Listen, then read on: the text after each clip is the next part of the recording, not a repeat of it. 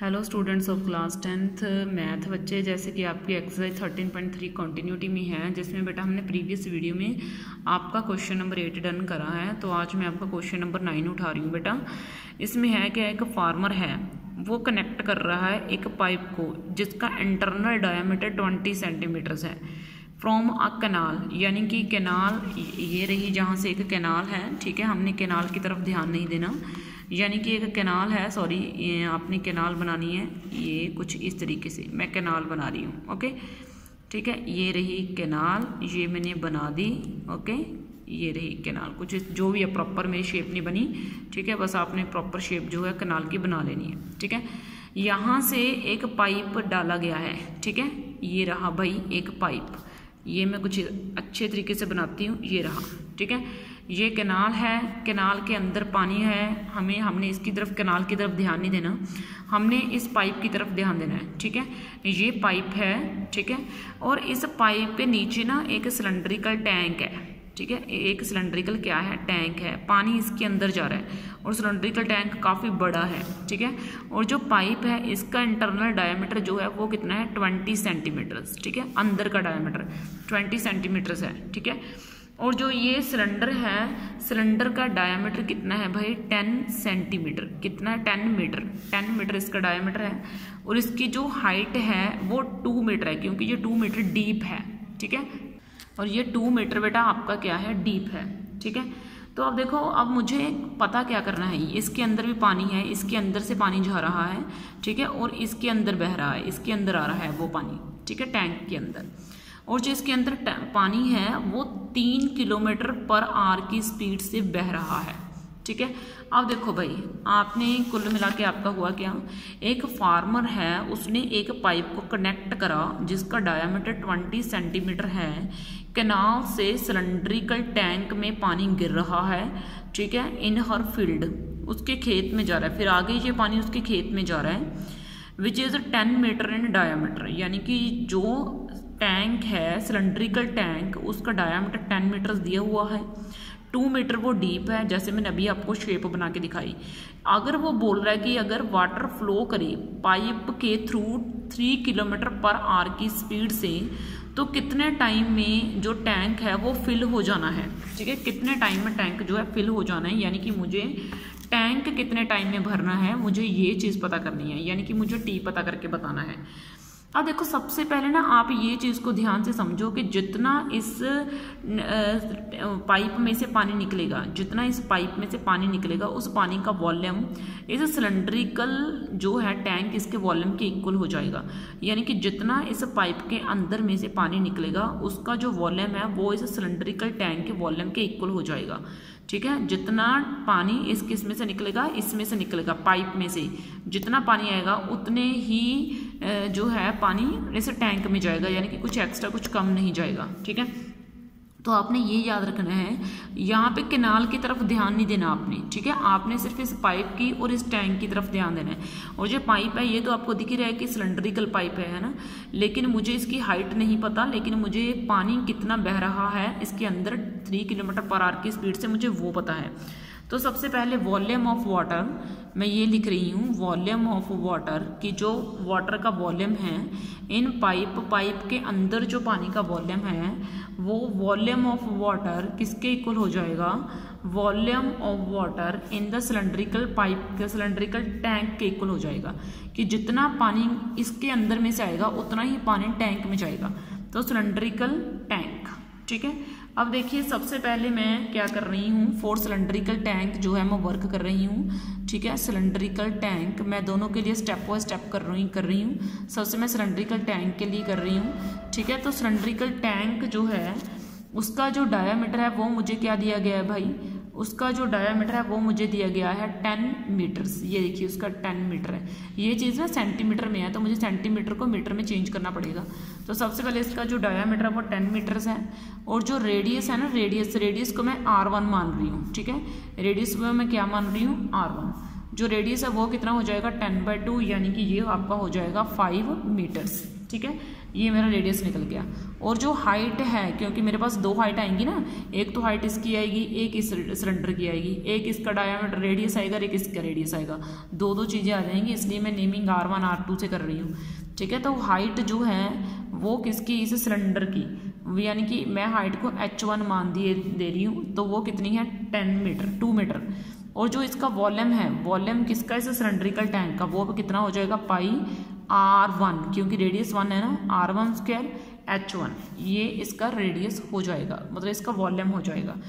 अगर मैं पुट कर दूं तो पाई की वैल्यू यहीं पे रहने देती हूँ, और इसका रेडियस कितना है भाई मेरा 5, तो मैं यहीं पे पुट कर ये दे रही हूँ 5 स्क्वायर, और H1 हाइट कितनी है भाई मेरे पास 5 मीटर, ये मैं पुट नहीं कर रही, ठीक है, सॉरी, ये बेटा आपकी 2 है, तो ये मेरा हो जाएगा पाई 5 का 25 इंटू 2, तो ये मेरा हो गया आपका 50 पाई, यानी कि इसका वॉल्यूम जो है मेरे पास निकल गया किसका, इस सिलेंड्रिकल टैंक का कितना 50 पाई।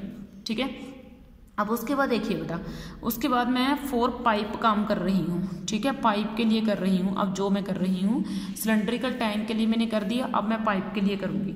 जो पाइप है, पाइप भी तो सिलेंड्रिकल शेप में ही है।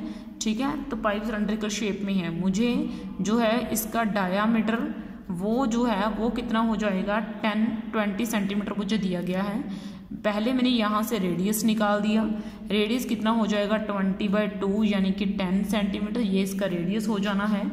ठीक है, फिर उसके बाद मैंने क्या करना है, ये सेंटीमीटर में है, मुझे इसको मीटर में कन्वर्ट करना है। तो आपको ना ये पता होना चाहिए कि 1 सेंटीमीटर 1/100 मीटर्स के इक्वल होता है भाई, तो आपका 10/100 आ जाएगा।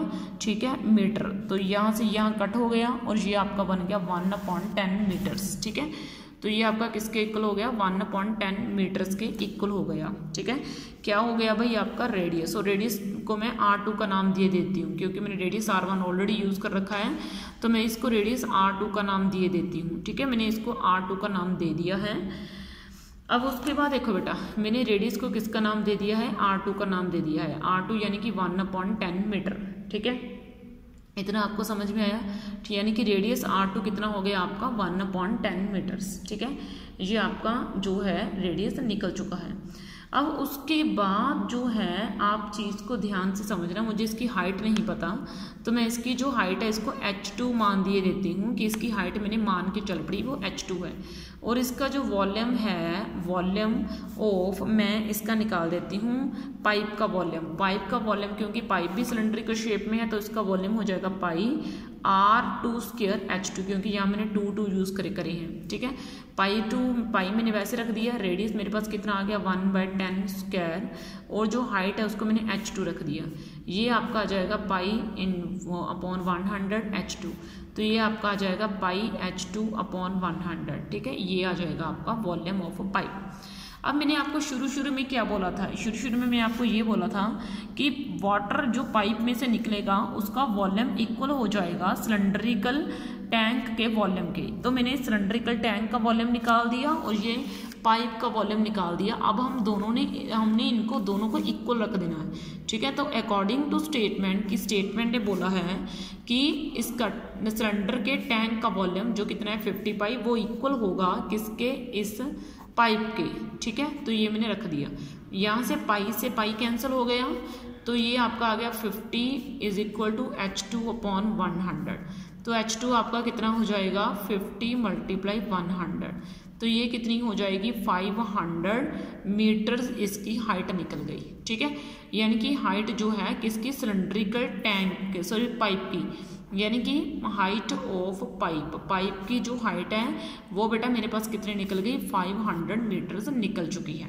ठीक है, अब देखो प्रॉब्लम क्या है, यानी कि मेरे पास ये चीज़ निकल गई कितनी, पूरी टोटल जितनी भी बड़ी ये है ना, ये तो पानी की स्पीड थी कि पानी 3 km/h की स्पीड से बह रहा है। ठीक है, तो ये जो है मेरे पास इसकी हाइट निकल गई पूरे के पूरे, जितना भी बड़ा ये पाइप है, जितना भी लंबा ये पाइप है, वो हाइट निकल गई इसकी, वो कितनी है 5000 मीटर है, यानी कि इसकी जो हाइट है वो 5000 मीटर है। तो मैंने ये डाल दिया। अब मुझे क्या पता करके दिखाना है, मुझे ना टाइम पता करके दिखाना है। और जो टाइम कैसे पता चलेगा, टाइम का फॉर्मूला क्या होता है भाई, आपका टाइम का जो है आपका फॉर्मूला वो होता है डिस्टेंस अपॉन, क्या होता है भाई आपका डिस्टेंस अपॉन स्पीड, ये आपका टाइम का फॉर्मूला होता है। ठीक है। आपके टाइम का फॉर्मूला क्या है भाई, डिस्टेंस अपॉन स्पीड, ठीक है। और जो डिस्टेंस है, अब प्रॉब्लम क्या है कि जो आपकी स्पीड है पानी की वो तो दी गई है किलोमीटर पर आवर में, तो लेकिन आपका जो डिस्टेंस है, डिस्टेंस ये वाली चीज़ हो गई, हाइट आपका डिस्टेंस हो गई टोटल, ठीक है। ये जो इसकी हाइट है ना वो टोटल डिस्टेंस हो गई कि पानी कितना डिस्टेंस कवर करेगा, जितनी लंबी पाइप होगी पानी उतना डिस्टेंस कवर करेगा। अगर पाइप ज़्यादा लंबी है तो पानी को टैंक तक पहुंचने के लिए ज़्यादा डिस्टेंस कवर करना पड़ेगा, अगर पाइप कम लंबी है तो पानी को टैंक तक पहुंचने के लिए कम डिस्टेंस तय करना पड़ेगा।